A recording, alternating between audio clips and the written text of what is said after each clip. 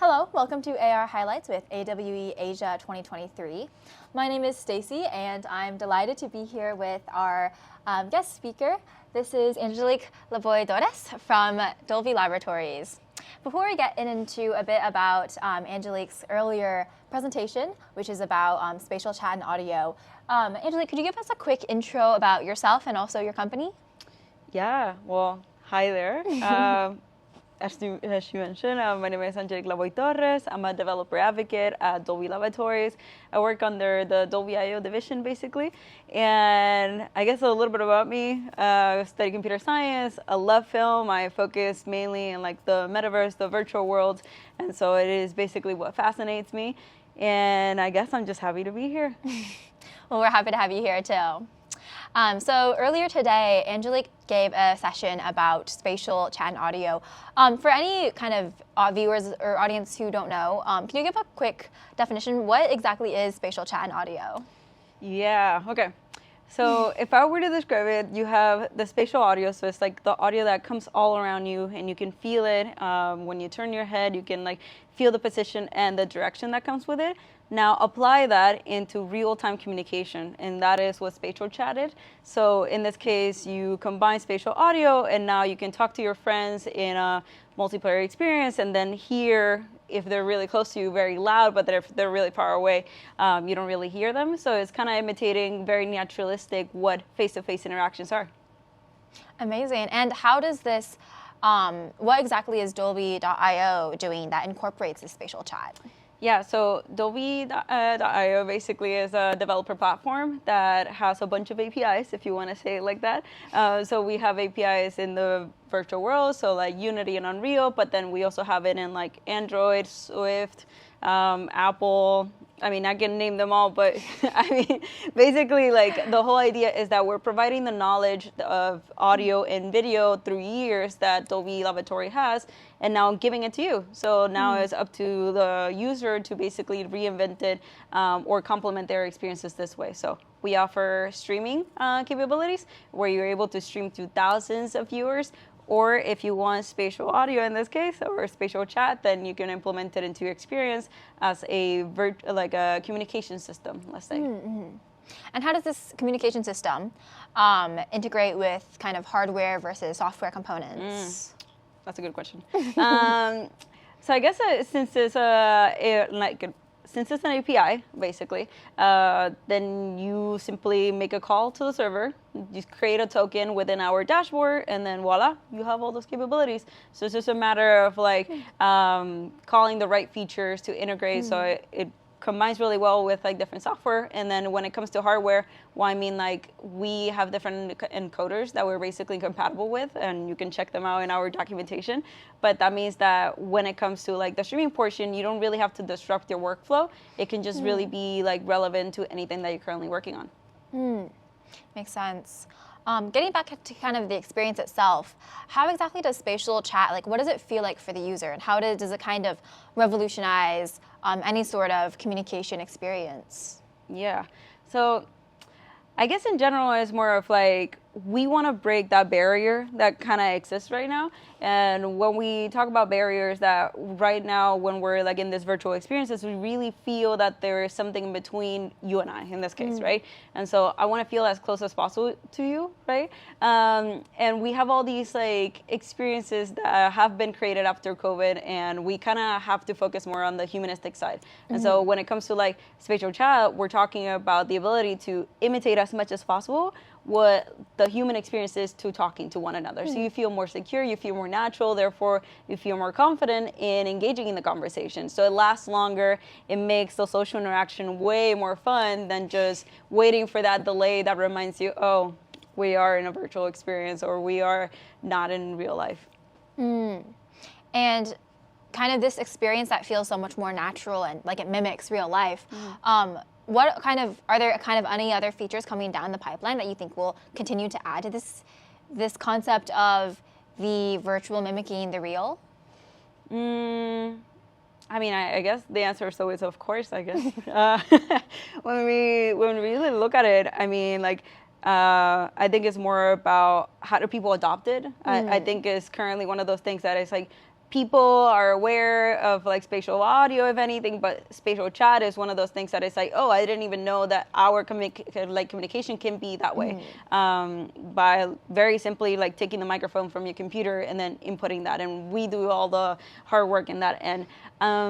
So I think like once people like start using it more, we will see like more creative ways in which it can be integrated. And that's actually something that I mentioned in my talk, where I was kind of more thinking of like, okay, what if you think of your character design integrating those components in it without just being like, oh, I am talking to you, and if you're really far away, you don't hear me, but you know, like it's at its base level, you can amplify it even more. You just have to be creative, I guess.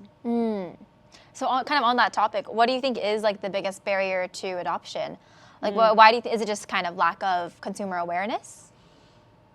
Personally, I feel like, yeah. Half of the time, it's just more of like, I mean, all this world that we're here at like Augmented World Expo, right? But the people who are here are already aware of this world and like what it is. And I think like now the consumer, after like different years, are kind of like getting to know more about like what we already have known. So I guess like when it becomes more of the normal talk, or like everybody's fully aware, then I think that would make adoption better. I agree, and we're waiting for that day. Kind of what is Dolby Laboratories? Is there anything that you guys are focusing on to try to overcome this kind of lack of consumer awareness, to kind of push it along, make that day come a little bit faster? I guess being in stuff like this, you know, like showing up. Absolutely. And I think that makes it something better. I think also like for developers out there that are trying to like implement all this, and I think it's like having somebody who has gone through their same experience and like used the platform can be a great way to see, oh, I didn't know you could do that. Yeah, let me just try it, like go ahead and try it. So we've definitely shown up at like hackathons and stuff like that. So even like students or like early careers can try it out and like give us their thoughts in general. That's awesome. Kind of when developers do start using it, do they find that there's any common like pain points that Dolby IO is trying to work on right now? Well, I mean, I guess currently people knowing more about it, but we do have a pretty great resource system. I don't know if I'm biased by saying this, but in general, it's like we have ample support in terms of like video. We have blogs. We have just plain old written documentation that, depending on your your learning style, you can best like accommodate to that. So I guess that's how we tackle it currently. And what kind of are these? What are the most common kind of pain points or challenges that you think that developers face when they start trying to use Dolby IO?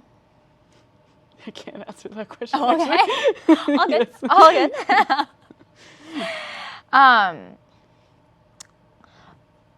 Kind of talking about, we talked a little bit earlier about how Dolby IO is super easy to integrate in software, hardware. Are there any kind of further technologies that you would like to be able to integrate with in the future? Also, can I answer? Okay, absolutely. Sorry. I know you're totally good. Okay, going to kind of talking more about some of the use cases. What are some of the use cases of Dolby IO outside of gaming that you're most excited about? Well, yeah, we actually have a couple of them. So live events and like digital twins is a very like popular one, specifically when you want to turn something more like this into like the virtual experience and give those that didn't show up the ability to be present at the same time. But I think one that I'm really excited about is more of like sports. So when we're thinking about it, giving the ability of streaming in and out of the experience allows you now to be a broadcaster in the let's say like esports, if you were to take it, right? So really combining the ability of like seeing something new and fresh for this like a whole new genre of sports would be really exciting, and I think like we can definitely like help with that. Have you already started to see developers implement this and like kind of host sports events that incorporate this with success? Sounds good. Sorry. You're totally good. Okay. Let me think.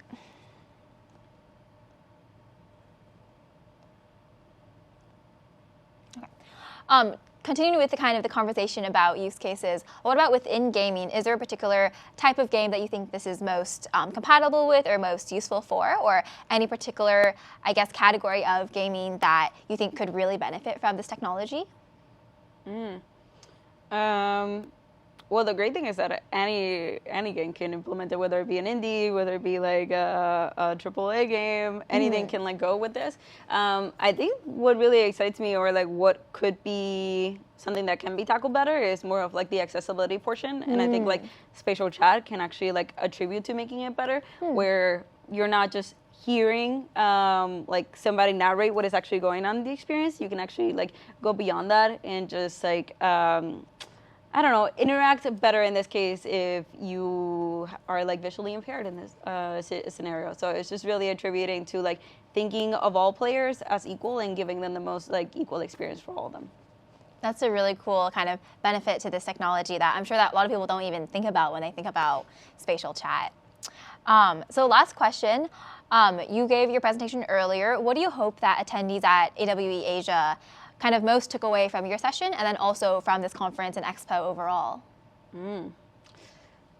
For my section, I guess, I know the main talk was like spatial chat and like what's the future and all that. But I personally believe that the takeaway is more of like thinking of not like user to user, but more of the whole pipeline, including even the audience. So thinking of the audience as even a component in this end-to-end experience, where you can deliver something different to, like, for example, if you're playing the game, you have the spatial chat, but let's say that you're an audience member, then you're able to view the experience, right? Whether it be somebody who might not like headsets, they can see it through the streaming, or somebody who just simply wants to be way more in close with the experience. So thinking really of that audience engagement, I think would be like the main tool that my presentation provided, or like how do you like, I don't know, iterate from that idea. And from this conference, well, I've been attending to a couple of them, and I think it's pretty cool, the curation of the different tracks. And so I really like how I just came from like the creative technology one. How it really tackles the different facets of what this whole like industry is going through, and at the same time you hear fresh new voices. So I think like it's definitely one of those conferences that is really fun to go to, and you really learn a lot, whether it be like developer perspective or just thought experience. Right, I'm glad you think so, because we do too. Okay, Angelik, thank you so much for your time. This has been a really fun conversation, and this has been AR Highlights at AWE Asia 2023.